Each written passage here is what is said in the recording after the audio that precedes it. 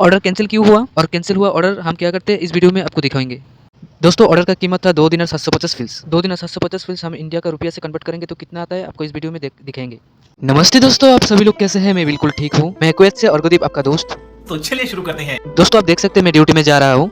अभी कुवैत का टाइम में 10 बज रहा है। इधर का रोड कितना लंबा और चौड़ा है, कितना खूबसूरत है आपको दिख रहा है।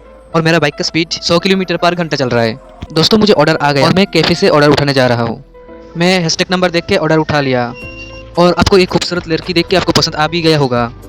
रहा नहीं जाता, तड़प ऐसी है ना। नहीं, और मैं जा रहा हूँ कस्टमर के पास। दोस्तों मैं कस्टमर का घर आ गया और आते आते मेरा ऑर्डर डैमेज हो गया और मैं कंपनी से हेल्प मांगा और कंपनी ऑर्डर कैंसिल कर दिया।